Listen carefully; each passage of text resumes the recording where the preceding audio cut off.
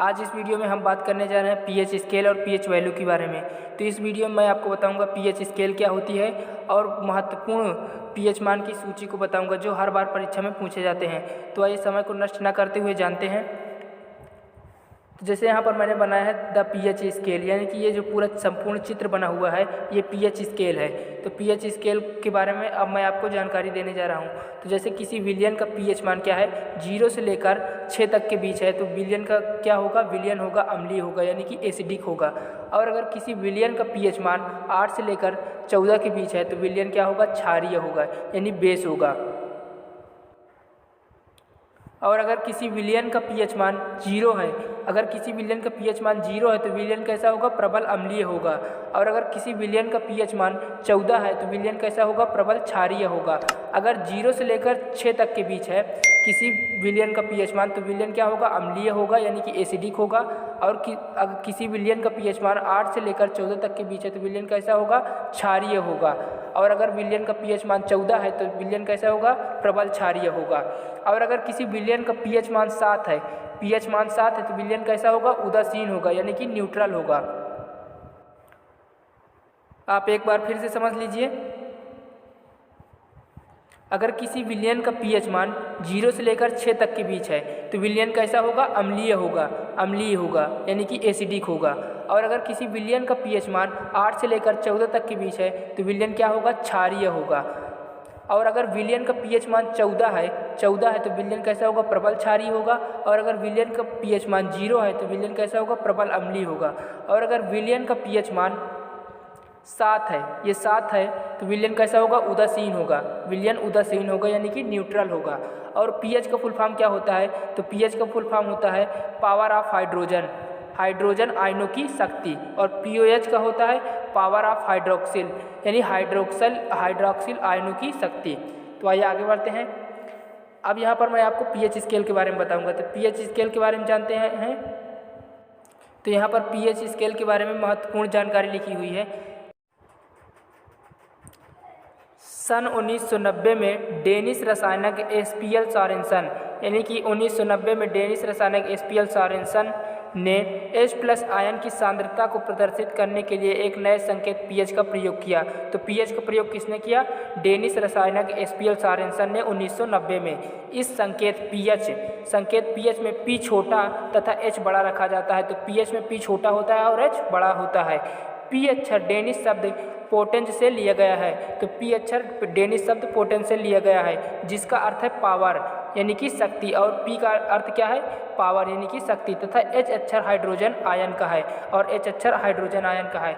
यहाँ पर कुछ महत्वपूर्ण जानकारी लिखी हुई है। पीएच मान 7 है तो विलियन उदासीन होगा, जैसा कि मैंने आपको पहले ही बता चुका है कि पीएच मान, अगर किसी विलियन का पीएच मान 7 है तो विलियन कैसा होगा, विलियन उदासीन होगा।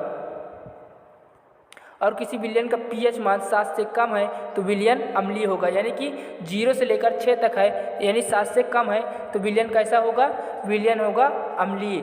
और अगर पीएच मान 7 से अधिक है तो विलियन कैसा होगा, विलियन क्षारीय होगा। यानी 8 से लेकर 14 तक के बीच है किसी विलियन का पीएच मान तो विलियन कैसा होगा, क्षारीय होगा। और किसी विलियन का पीएच मान 0 है तो विलियन कैसा होगा, प्रबल अम्लीय। और विलियन का पीएच मान अगर 14 है तो कैसा होगा विलियन, तो विलियन प्रबल क्षारीय होगा। आइए आगे बढ़ते हैं। अब हम जानेंगे पीएच मानों की महत्वपूर्ण सूची। और यहाँ पर मैंने लिख भी दिया है कि पीएच मान 0 है तो विलियन प्रबल अम्लीय होगा।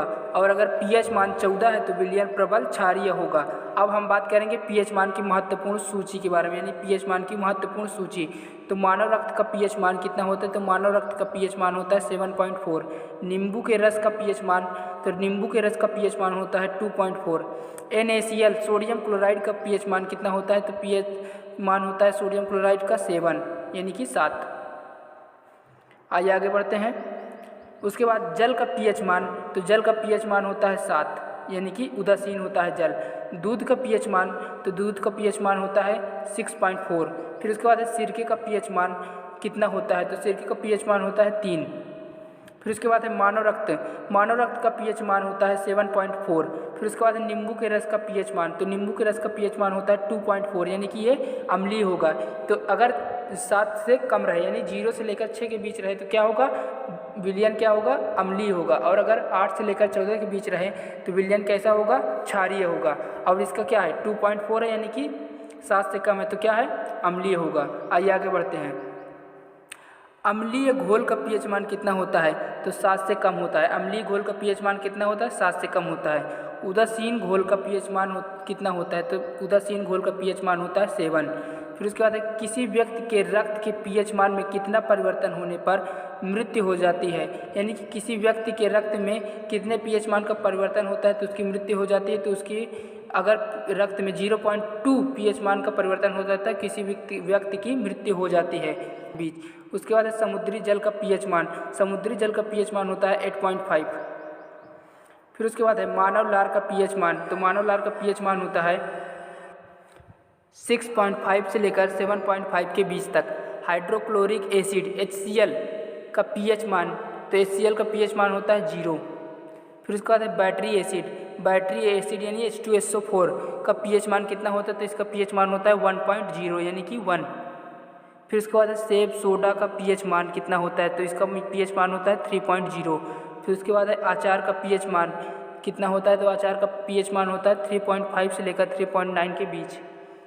फिर उसके बाद है टमाटर का पीएच मान। टमाटर का पीएच मान कितना होता है 4.5। केले का पीएच मान, तो केले का पीएच मान होता है 4.5 से लेकर 5.2 के बीच।